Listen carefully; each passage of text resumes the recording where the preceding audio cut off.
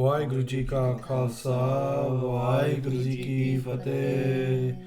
Singami podcast. Today's show is going to be about a very important issue which is affecting the men, the women, the young, the old, everybody in our community, which is mental health. We have with us today Bibi Darshan Kaur. Waiguru ji ka khalsa, waiguru ji ki fateh. Benji, just tell us a little bit about yourself, your background, and your experience in this field. Yeah, so it's a pleasure to be here today to speak with you about this very important topic that often gets brushed under the carpet. So I'm a clinical psychologist by training, and so I did my degree, and then I did 3 years of further training where I studied at UCL and then also did placements in the NHS. That was for 3 years, and then since then I've worked in the NHS and now in my own private practice where I mostly work with Punjabi and Sikh clients, and so that's my professional background. In terms of a bit about me, I'm a mum of 2. I'm on the path of Sikhi, and I use that a lot in my work increasingly because it's what clients resonate more with than the traditional kind of Western models that I've actually been trained in. So I've kind of had to find my way with the clients I'm working with now. Okay, so how long have you been doing it, working this as a profession, as a job? How long has that been? So that's been, just off the top of my head, all in all, even prior to doing the doctorate, I was working as a CBT therapist, so probably around, like, I would say 10 years in total, but since proper qualification it's been about kind of 5-6 years. Okay, just off the top of my head. And you work majority, like you said, with people in the community and people from similar background, culture. So you have a lot of prior knowledge on the family setup, on the kind of expectations of individuals in our community. So if we start off with just mental health generally, would you say it affects who the most? Males, females, people who are not employed yet, so under 18s who are in full-time education, or post-education who are going into work, or pre-marriage, post-marriage, before kids, after kids, towards the end, after retirement. Which of those would you say is the most most affected by mental health? So, in the general population, we'll say maybe about 1 in 3 people struggle with anxiety and depression. So that's across the board. Yeah. The problem with the statistics and the research is that it's mostly kind of Caucasian people who are being recruited to these studies. So we don't know that much about the Punjabi and Sikh community. And in the studies that we do have, a lot of people don't come forward, and haven't been to the GP and haven't had a diagnosis. So it is a little bit kind of up in the air as to the stats. But we know that women report into services more than men. But that doesn't mean that men don't struggle as much as women. It just means that when men show up less to services and they seek help less. Yep. We know that suicide rates are a lot higher in males than there are in females. And the thinking, but we think that that's because males really don't feel like they can access support, and they see taking their own lives as the last resort. And so our communities aren't really set up to support men with When you say can't access the support, can't access, don't know the options they have, or refuse to, as they see it as a weakness. Yeah, I think probably the latter, the seeing it as a weakness, and you guys can probably that resonates with you. Yeah, of probably. course. Like, if you were struggling with something, so when women and men have different ways of coping with their problems, and they're conditioned in that way. So this is a bit stereotypical, but typically women will do something called emotion-focused coping, which is that they will try and seek support through kind of talking and sharing with another person, and kind of getting kind of validation through conversation. But men typically do something called problem-focused coping, which is they want a solution. And the way that services are set up as kind of therapy services is mainly what's out there, or medication, But the therapy services, men don't really engage with that as much. I mean, I don't know if you guys can resonate, but like when girls get together, they usually talk a lot. Yeah. And they share their feelings, and they're like, you know, just talking about each other or whatever they're doing. Whatever they're doing, Yeah. you know, we're talking a lot. Yeah. And what happens when guys get together? I I'm mean, just wondering, is it different? yeah, to we that? don't. I don't think I've ever sat with a room full of guys and we've talked about our feelings. Yeah. So exactly, and that's just. But the fact is that we haven't taken that kind of understanding into the way we work with mental health problems or with people struggling, right? So if a man wants to seek help, he has to go into a setting that's completely different to what he's used to doing, and it feels just completely alien to the way that he usually solves his problems. So you've got the first hurdle there, which is that the thought of for a guy going into a room talking about his feelings, like what could be more off-putting than that? Definitely. I mean, today I think I'll enjoy it because it will educate me. I don't have much education on this topic, this area at all. I don't know anyone really that's been really directly affected. So there's a lot that I can learn. And so if some of my questions come across as ignorant, they're not. That I'm just literally trying to find answers. And there'll be a lot of people who are in my position who don't know much about this topic at all. So if I just put a scenario out there, whereas our fathers, mothers and fathers, okay, but let's just put our fathers for now, for the sake of this conversation. They came from India. They left their village back then in the 70s and 80s. A lot of people didn't leave their village. So they left their village. They left their state. Majority of people hadn't left their state. All men prior to their flight to England had never been on a flight. They come to this country. They can't speak the language. They're renting. They don't own any property. They can't come straight into, whereas we have today, if somebody comes from India, they'll go straight with a relative. They didn't really have those options.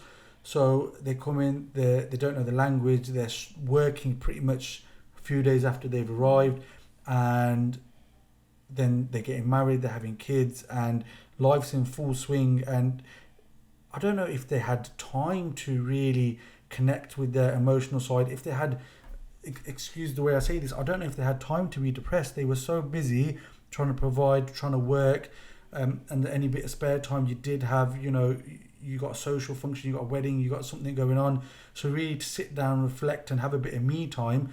I can't think of my parents' generation, especially the ones who emigrated, really having that. And I don't see the mental health issues in that generation as much as I see today. So on looking from an outsider's uneducated opinion for myself is life was harder then, but we have more problems now with mental health. That's a very interesting point you've raised. So what you're saying is that really those kind of generations were in survival mode, right? So they literally, their goal, their bar for their life was survival. Yeah. Or at the most being able to support their family financially. Happiness wasn't on the agenda. Peace wasn't really on the agenda. But here we are in this society where we are constantly bombarded with media and marketing that makes us feel that we need to achieve happiness. So we've got this goal now, which is happiness. And I think there's an interesting first point, which is that, so if we're not happy or we're struggling, we know there's a difference between where we're at and where we should be according to what the world is telling us. Back then, there wasn't so much, of that social emphasis media, emphasis yeah. on happiness. It was just about getting through. Yeah. But it doesn't mean that there weren't mental health problems, because, how would we know? There wasn't a label, there wasn't a system to deal with it. But what we saw were extremely high rates of alcoholism. So people drinking to ease their sorrows and pain. And so they would get together after a long day's work and they would drink. Yeah, definitely. There were probably very high rates of domestic violence. Yeah. Women wouldn't have come forth with that. So people were really in a completely different headspace. They were, there's this thing called Maslow's hierarchy, right? And it looks, I don't know if you've come across it, but it looks at the hierarchy of needs, right? The bottom layer is like basic needs. You need to meet your basic needs. And then right at the top is self-actualization. So some people aren't even at the point where they have their basic needs. How can they even think about self-actualization, realizing themselves or experiencing happiness and peace is just not on the agenda. So now that is on the agenda and we're being bombarded with it constantly. And there's this interesting idea called the happiness trap, which says that sometimes people struggle simply because it's the search for happiness that causes the struggle. But how do we define that happiness? Because you're right, people are on the pursuit of happiness, but what I would probably, through the sangat that I've had, the people who have been blessed to meet in my life, for me it's more about being content than being happy. Happiness isn't really a trigger word for me. If I'm content, then all is well in my life. So what is the bar? What is happiness? What is defined as happiness? Because for some people, being in a scenario where they're married, they've got a successful job, they're living in a nice house, that is happiness. For some people, pursuing their career, being a director in a company, that's happiness, and they're willing to sacrifice other things like a family life, especially women, for that happiness. And for some men, they might be on a low paid job, but they get to spend a lot more time with the family, whereas our parents' generation didn't really have that time. So he's happy. So even if you're not on a low paid job, you're on a well paid job, but you've got more time, because time is a massive commodity, and you've got enough money where you're not worrying, but you've got a lot more time at home. You're not working 7 till 7 in the foundry or in the factory. So what is happiness, and how do we define it? I think you've got happiness, and then you've also got something called peace of mind, and I think the two things are different. I think people define happiness depending on what they've seen, how they've seen other people define happiness, or how they've been conditioned to see happiness. So let's say you grow up in a family and you're a young girl and your father is always working really hard all the time and is really invested in making a lot of money, right? And he's always conditioning his children. If you make enough money, if you get educated, if you do this, you work day and night, this is happiness. This is the life that you want. So the child will go out into the world and with that modelling and say, for me, happiness is making a lot of money. And that's because that's the only model they've seen. Then they might come across some other sangat, or they might see other people, and they might see that actually these people aren't defining happiness in terms of the things my parents were defining it as, like money, success in your career, whatever it is. But the moment that people really start questioning their definition of happiness is when they suffer. When you go into suffering and you experience dukh, that's when you ask yourself, so what have I been experiencing all this time? Have I been experiencing happiness? Have I been experiencing peace of mind? What is happiness? What is peace of mind? Because when you're down in that place, when the person is thirsty for water, they're going to reach for it. They're going to search for it. But until you have that need, I think we don't search. We don't have those questions in our mind. What is happiness? What is success? Is success happiness? Does it, if I do everything that I'm told to do, like get married, have a family, have a career, does that mean I'm happy? But people realize that's not the case, because we have all of those things, yet we all suffer. All of us have experienced a time in our life where we've felt down and we've felt lost and we felt like there's no hope, and we've had to then reevaluate our whole life and say, well, what am I living for? What is my purpose? And these people show up at our services, at mental health services, and they're given a label. So somebody comes in and says, I'm really questioning my purpose, I don't feel any pleasure. So these are the symptoms that they'll look at when you go into a service. Okay. No pleasure, loss of interest, down, suicidal thinking, lack of purpose, those kinds of things, loss of appetite, all of that stuff. And oftentimes people are struggling with like an existential crisis at that point. They've been through something that's shattered their whole world, their whole beliefs about what is the right way to live or what's going to make them happy, and they're like, crap, I have no idea how to live my life now. And what we do is say, oh gosh, you've got a mental health problem now, so this is a biochemical issue that you have. We all go through difficult times, and just in the same way you've got physical problems, you've got mental health problems. And then that person thinks, okay, so the way I'm feeling is not to do with this, I don't need to find this purpose. It's not an existential, spiritual, soul-searching thing. It's actually, I've got a mental health deficiency and I need to get the right treatment. And then what is the first treatment that's given? It's usually antidepressants.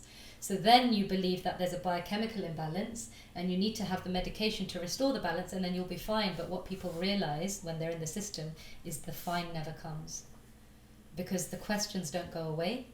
and the low mood gets dampened down a little bit, but inevitably they resurface, and then you have to take more and more medication. And just on that topic, why you've said it is the label, because the generation of today is very critical of their parents' generation, or they wanted to sweep things under the carpet.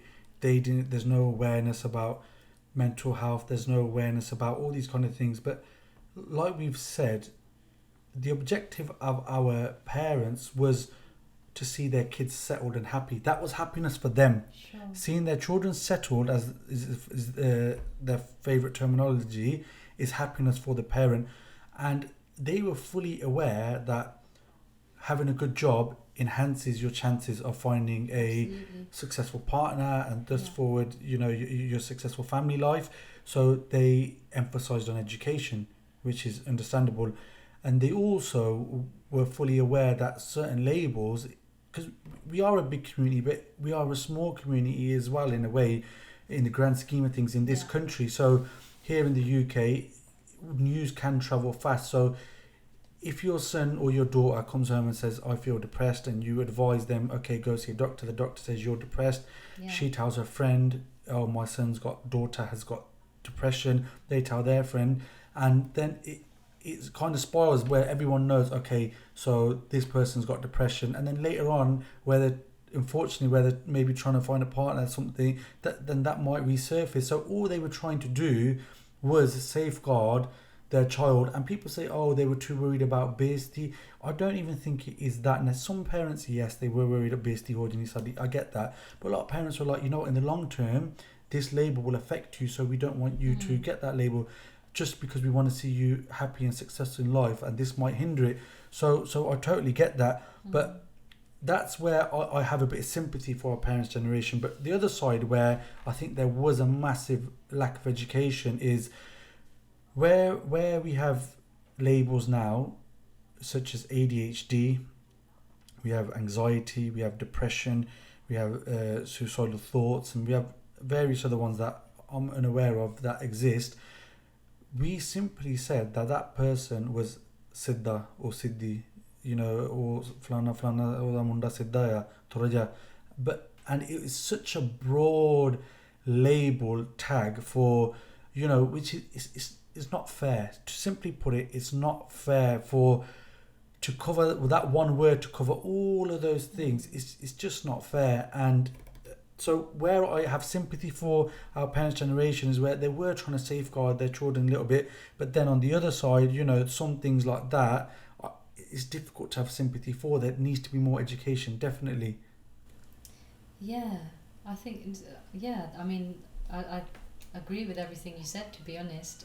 The first thing you were talking about around having sympathy, absolutely, we, whatever month we have at that time, we just want to do our best, right? And, we're trying to, all of us are just finding our way through this life, right? We don't have necessarily all the answers. We're just, and we all have a completely different life.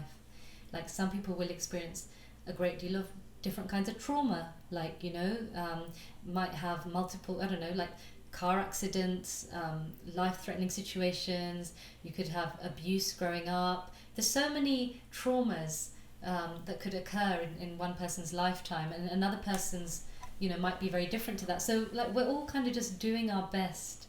And the sweeping under the carpet thing, and trying to create a good life and to make sure that their family was set. So, and we're talking the bottom layer of Maslow's hierarchy, getting those basic needs met, and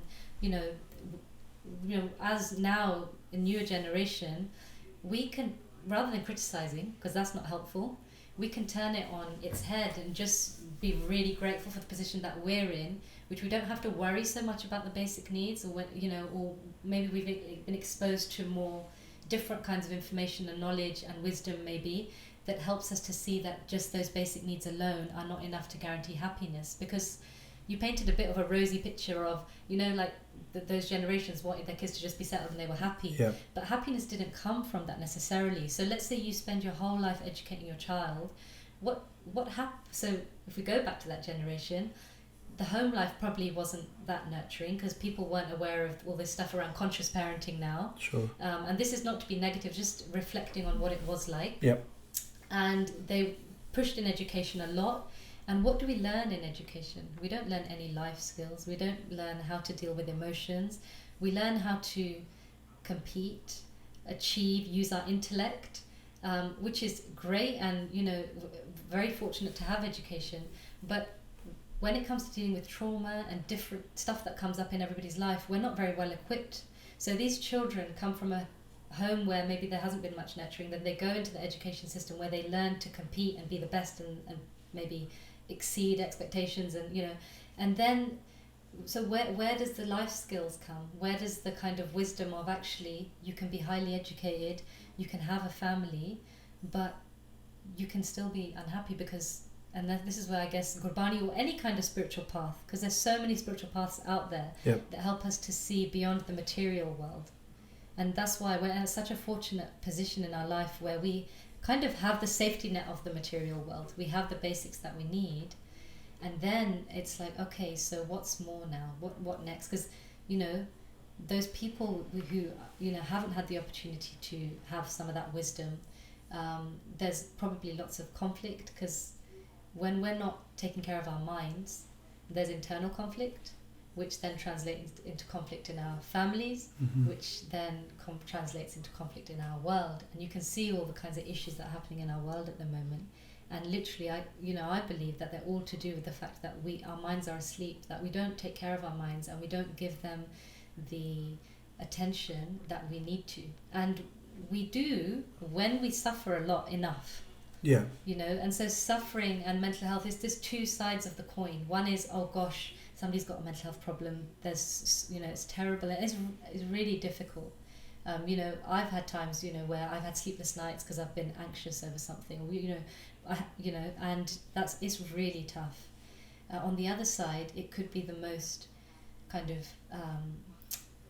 enhancing process you will ever go through because you kind of have to grow. Yeah, I get it. You kind of give up and you grow. And but talking on anxiety now, if I've got an exam tomorrow, if I've got a job interview tomorrow, if I'm, if there's some young lads out there who are going to meet their father-in-law for the first time tomorrow, if it could be any scenario, you would be nervous. Some people handle nerves better than other people. People who play sport, there's a lot of people, sports stars out there who have played thousands of competitions, football matches, for example, hundreds of football matches at an elite level, but they still get nervous before every fight, before every match. And even people like Mike Tyson, who's world-renowned best boxer in history, he said before every fight I'd be so nervous I would just wish that the guy came in and said, oh, your fight's been cancelled, you can go home. And that's Mike Tyson. So the nervousness is something that everyone experiences. So what is the difference for somebody who isn't aware like me between someone being nervous and having anxiety? So there isn't actually a clear line, right? So the way we define like mental illness is that, or mental health, somebody suffering with mental health, is that it affects their ability to function in their day-to-day life.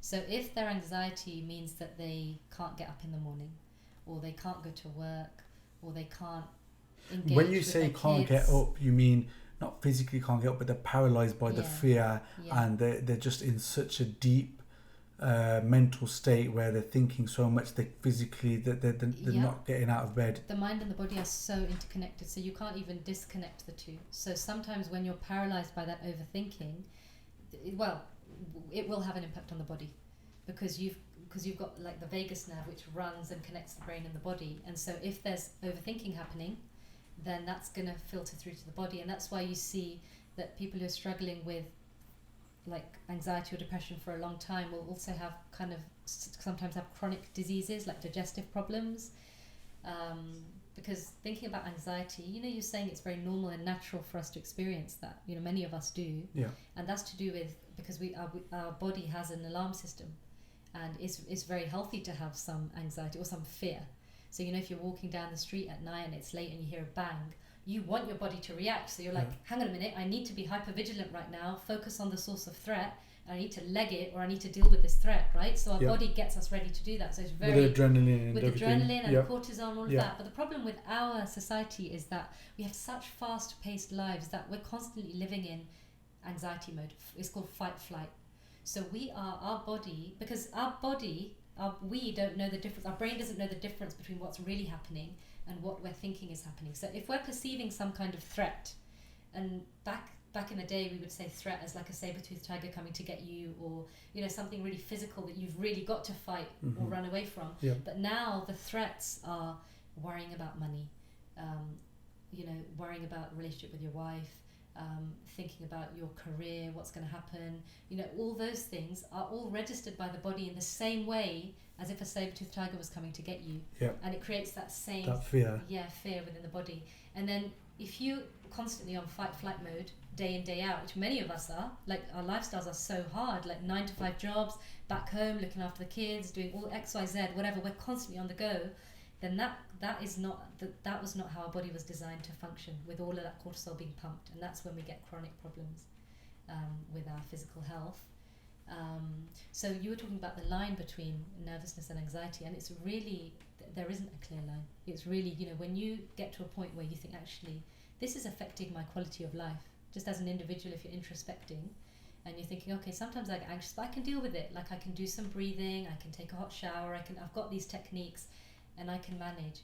But then you'll get to a point maybe, or some people do, where the overthinking mind won't switch off. No matter what you do, it's getting too much. So what I gather from that is the overthinking stage. So if I have got an interview tomorrow and I'm really nervous, I really need this job, it's a big deal for me, and I get the job, it should alleviate slightly, or if not all. But then it's like, okay, when I get to work, what am I going to wear? Am I going to know what I'm doing? What if the manager don't like me? What if I don't get on with my team? And then you get into work, you're good at your job, and then your people around you do like you. Then it's like, okay, what if they sack me? What if this happens? What if that happens? And so it's the never-ending overthinking. It's probably more towards anxiety, from what I gather. Well, what's funny is that many of us probably walk around with that same stream of thinking that you're describing. Okay. And they may not necessarily have a label or any symptoms of anxiety, but they're probably suffering. Like, it's painful walking around with that constant, what's going to happen next, or what is that person thinking of me, or whatever it is that's going on. And we all walk around with this, many of us. But is there a fine balance between, so you get people who are really blasé, lethargic, oh, I've got an interview tomorrow, if I get it, I get it, if I don't, I'm not really bothered, and just who go through the whole life like that, just really not being bothered. Is there a fine balance between caring and wanting and knowing that this is good for you and having the nervousness for that, and then not overthinking it? Is there a I think that's a very individual thing. So okay. I think it does just come back to your quality of life and how you feel within yourself. I don't think anybody external can make that judgment, really. But it's just about, how am I feeling within myself? And sometimes we don't get a chance to ask ourselves that question. Because I see a lot of I see some things on me time. So concept of me time. Talk to us a little bit. What is that? What does it involve? What does it consist of? And where does it come from?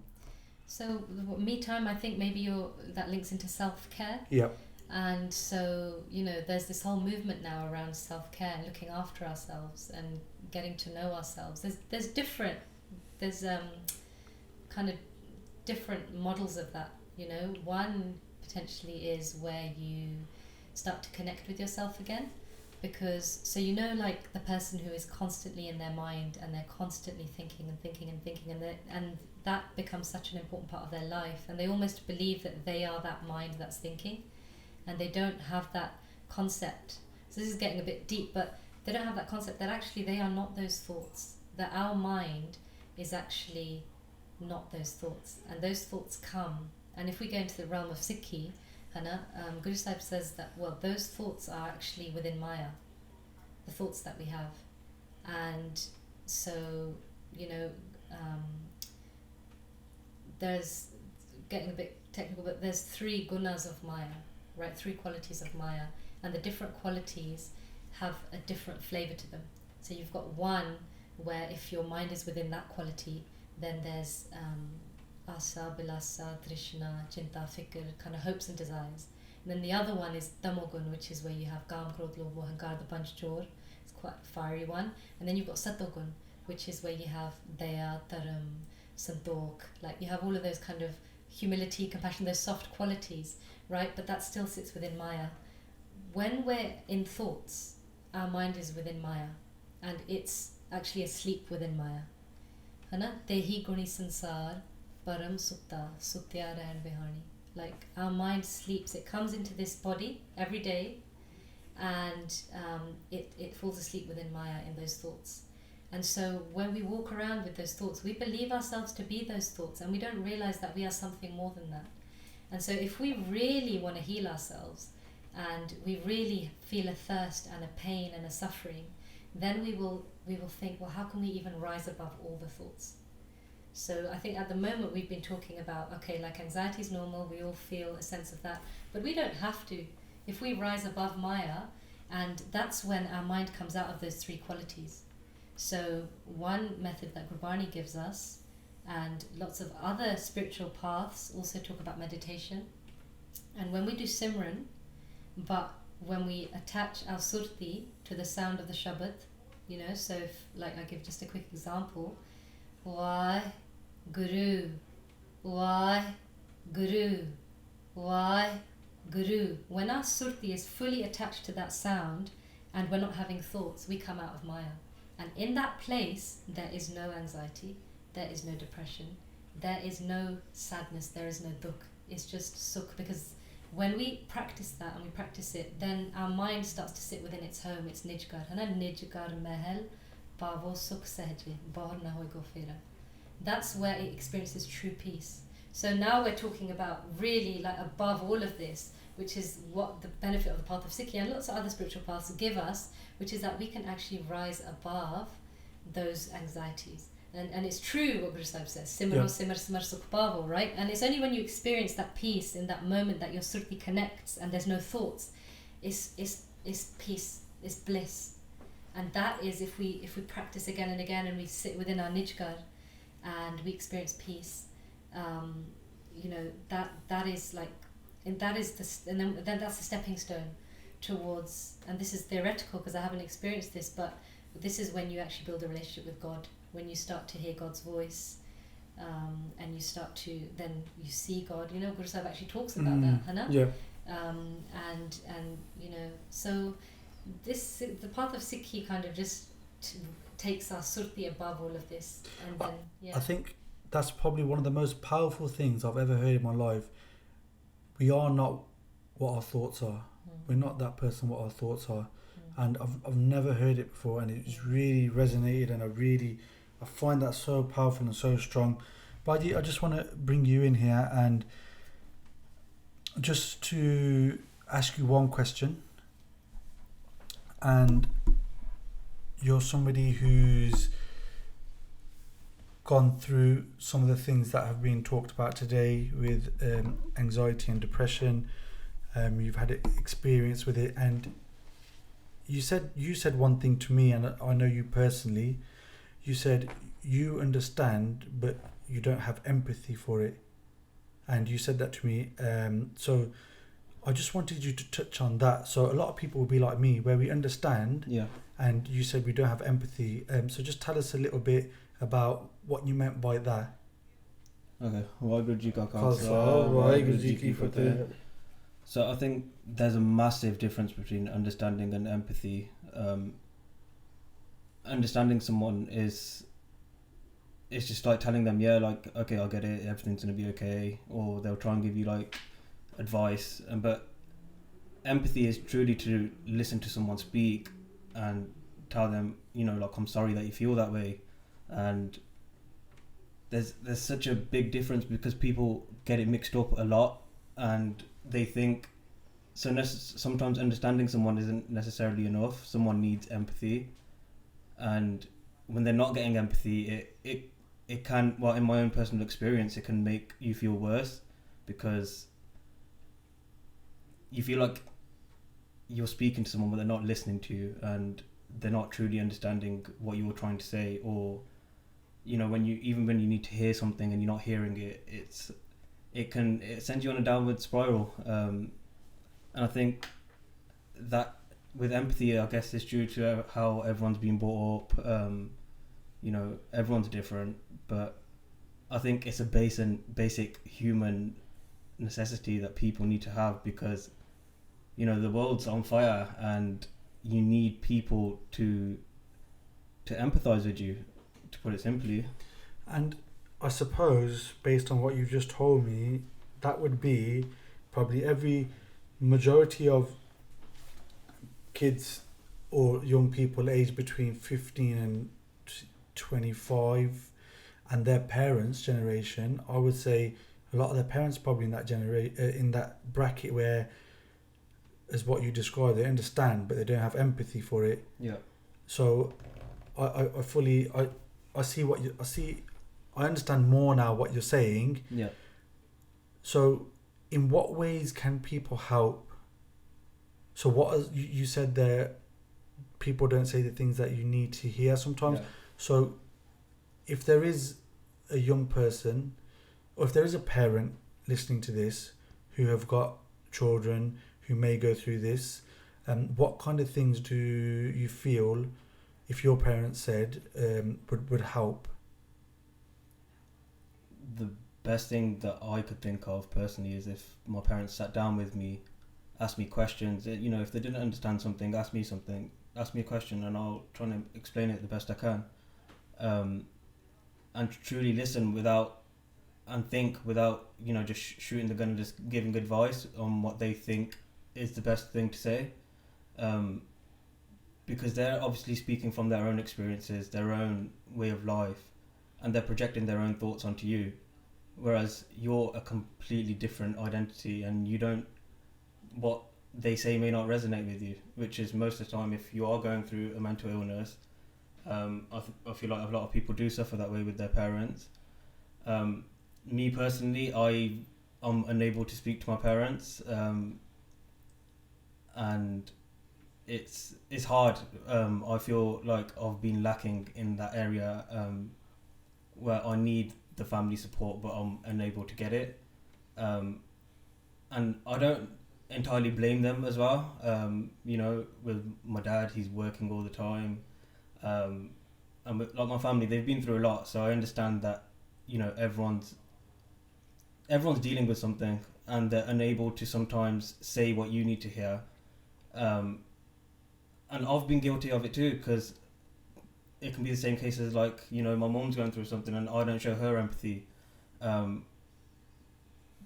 But it's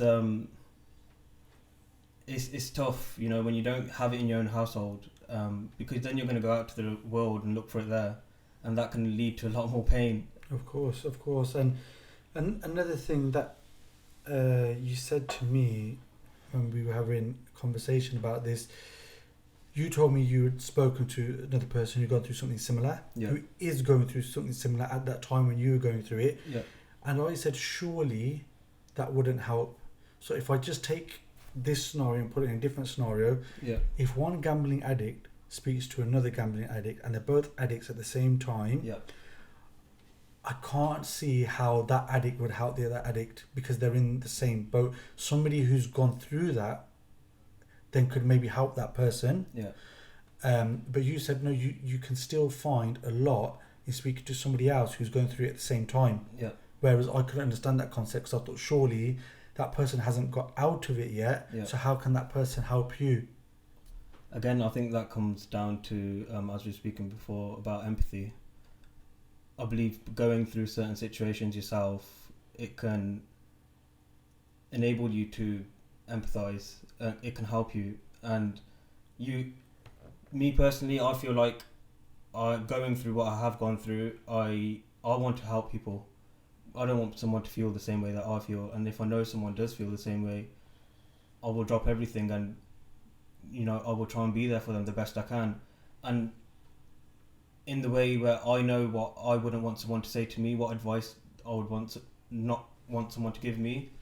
I would avoid all that and, simply be a listening ear, and empathize with them, like, to let them know that, like, I'm going through something also, but it doesn't mean that we're going to be here forever. And, the advice that I've been given, good advice, I would share it. I don't think it's a bad thing at all.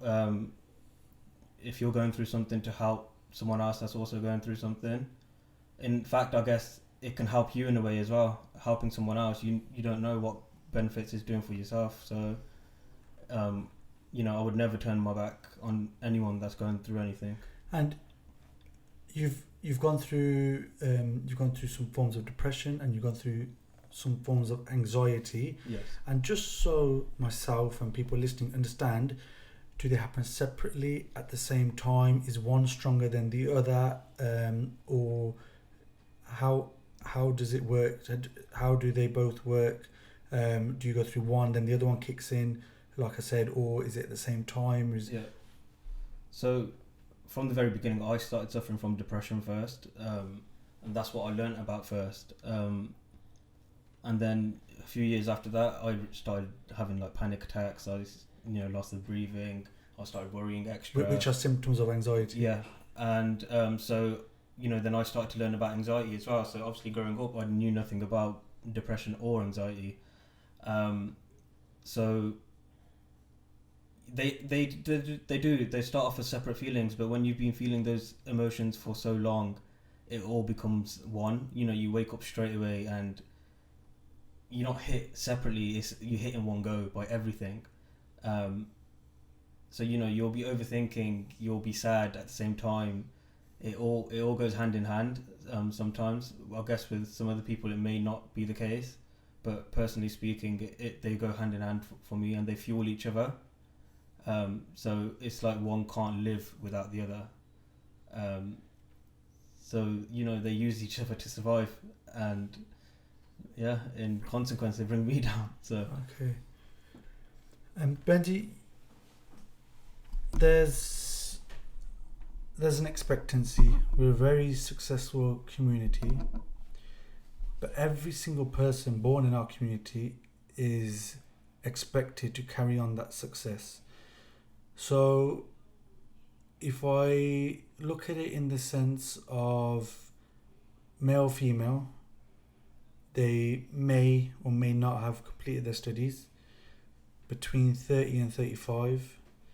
A lot of negativity enters their life, where the family is saying, "Tu bya nahi kita, you haven't got any kids, you've wasted your life effectively," is the mentality we have with that. And then that person can feel, if that person's got a good job, they can say, "Okay, it's okay, I'll pursue my career a little bit." They can, but that person may not have a good job. That person maybe not have done the things that they were expected to do, and they reach this age of between 30 35, and they do hear a lot of negative stuff. And I've been guilty of it before, where I've said it to people like, "Oh, what are you doing?" And what you're doing with your life is basically the question. "Oh, so what you're doing now basically it means what are you doing with your life?" And you don't when you're not educated on, you don't realize that what you're asking and questioning someone's life. What have you done for your whole life? But it's something that is just such a casual thing to say to someone. Also what you do now, when they're between 30 plus, let's just say 30 to 40. So that person who may feel that negativity from people because they've chose not to pursue a family life, they may chose not to follow a super career in whatever. What advice would you have for that person if they enter negative thoughts based on what not even people don't even have to say it to them, they just know what's expected of them, so they feel the negativity? Or people may say it to them, their parents, people outside their house, their taya, chacha, mama who comes around, tai who comes around every so often. If they're feeling negative thoughts of this pressure of what's expected of them, what advice would you give to them? I would say that many of us do struggle with other people's expectations, and sometimes we internalize those expectations ourselves as well. So not only do we have pressure from the external, we have pressure from ourselves. So, you know, there's, I guess what I would say is that we've got to, and again, this is not a skill that we're ever taught, is to really almost build like a force field around us. And that's not to not let anybody in, but to be able to be so kind of at a point with your kind of relationship to your mind and yourself, where you can be in a place where people are saying things about you, or you feel an expectation, but you can actually just allow that to be and not be absorbed by yourself. So it's really tough. That's a hard thing to it's do. Very tough. Yeah. But literally, this is the place where we all need to get to and can get to. Like, you know what, the biggest belief, which is, I don't believe is a truth, is that our situation creates our feeling, right? So we believe that, like, if I say to you, Baji, you know, like, the star's really messy today. Yeah, like, if I say that to you, it's not. Which just it for everybody is listening. today. Which it is today. So Yeah. if I say that to you, Hannah, and you have a choice, well, you may not feel like you have a choice, you know, how do you feel? Like, I'm a person that reacts very... I do react emotionally, in the sense of, not where I'm going to cry, but I do take things to heart. I do take things personally. That's the nature of the person that I am. Obviously, I know in this scenario, you know, you're joking, but it could be another scenario I where... think I'm joking. But it could be another scenario. The kind of person that I am, I do take things personally. So let's say that, you know, I've said this to you and I mean it in honesty, or you believe I do. And would you say it's quite normal for somebody to feel offended and to feel a bit hurt that somebody said that?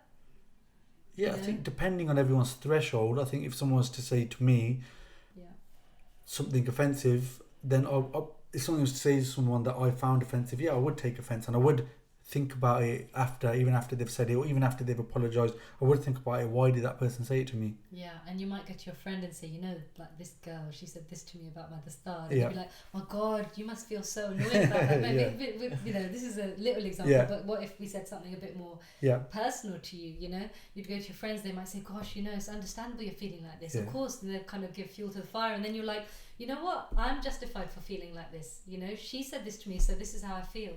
But this is a myth that we've bought into, and it disempowers us, which is that. So let's just bring it into reality. Right. You say to me, you know what?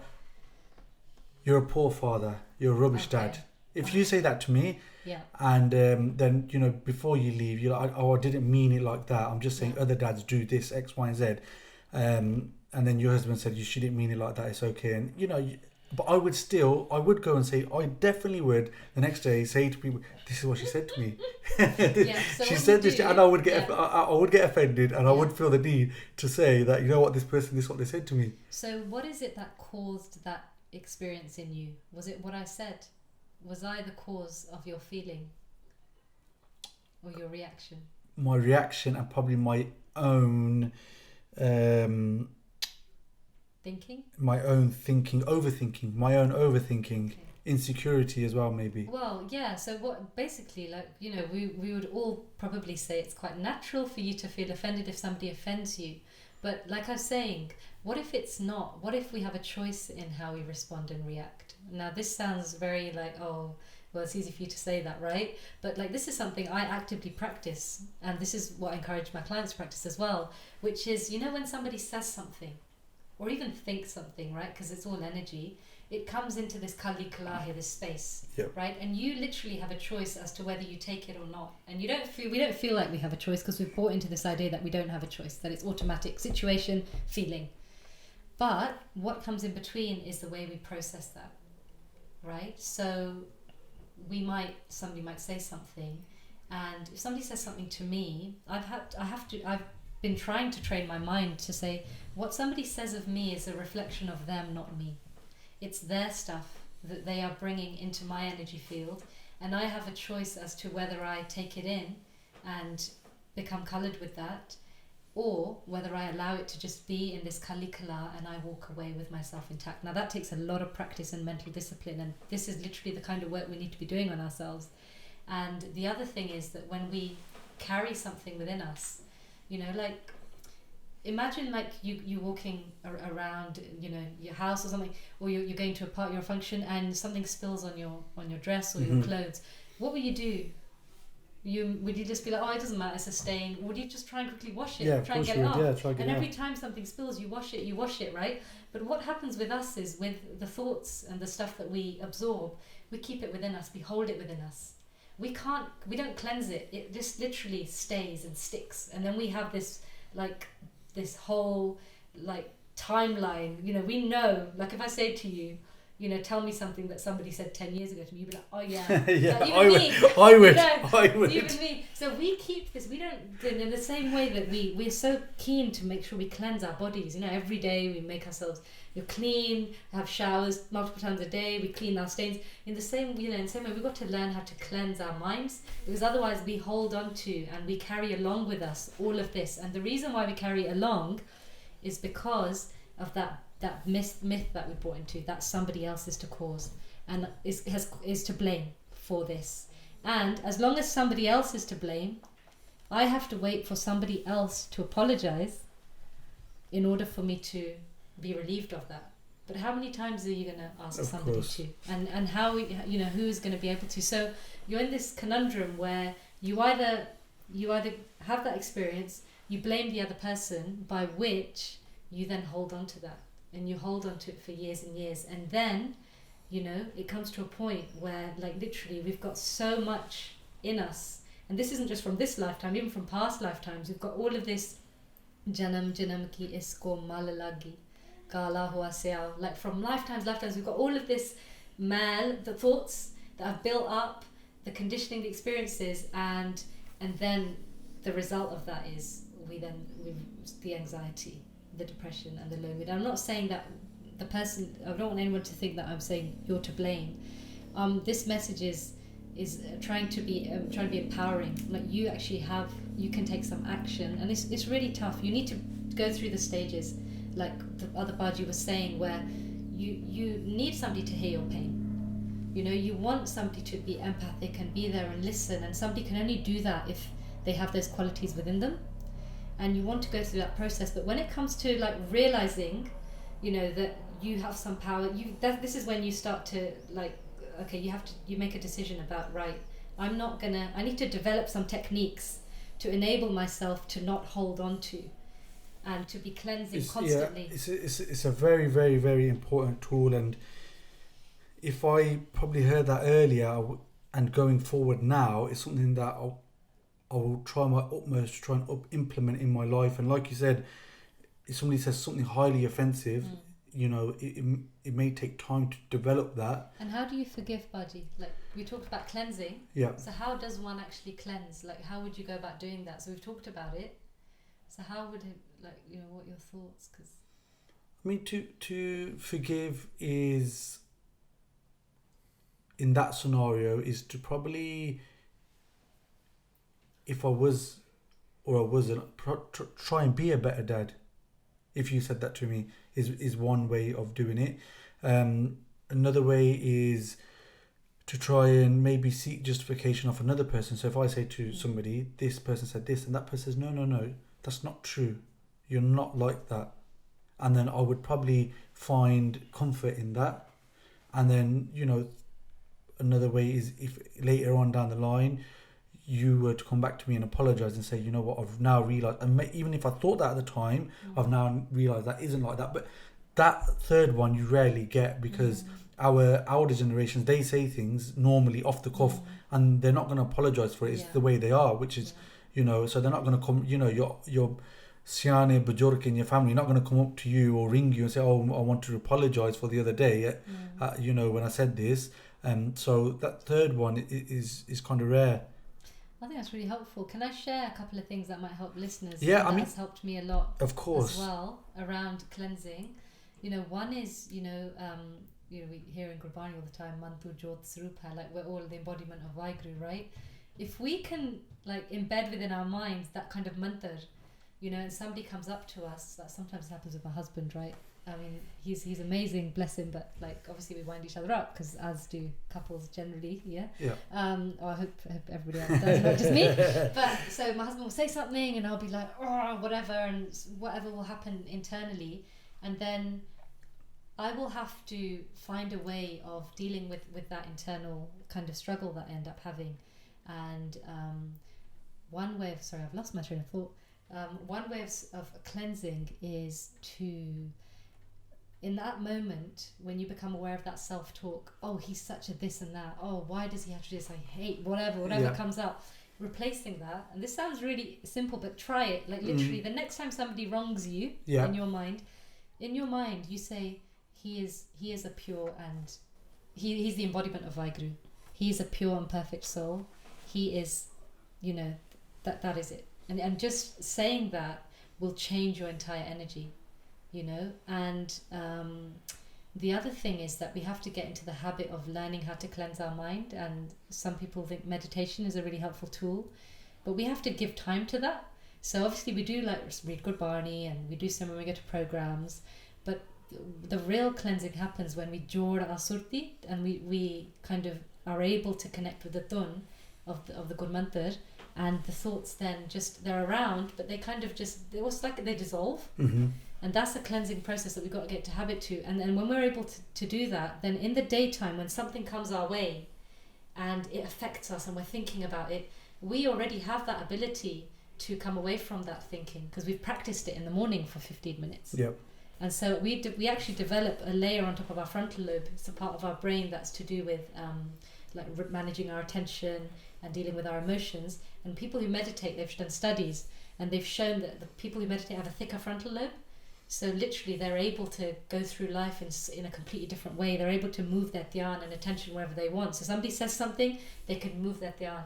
And literally they can, it sounds very simple and easy, but it takes a lot of practice. And that's what the point I want to emphasize is that as much care as we take of our physical well-being, if we sit for too long, we don't eat the right foods, we don't do exercise, our bodies are gone. Of course. But we sometimes we haven't been really taught to think about our minds in that way. No, it's an amazing piece of advice, and just I think today has been such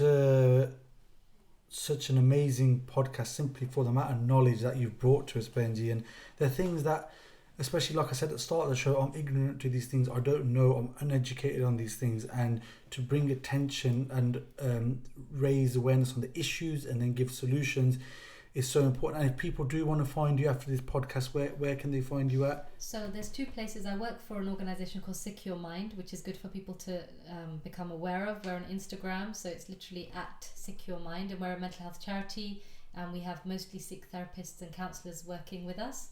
And there's a lot of our content on Instagram, so you can reach us there. And my personal account is at Dr. Darshan Kaur, and I'm on Facebook and Instagram, and you can find a website and get in touch via any of those methods.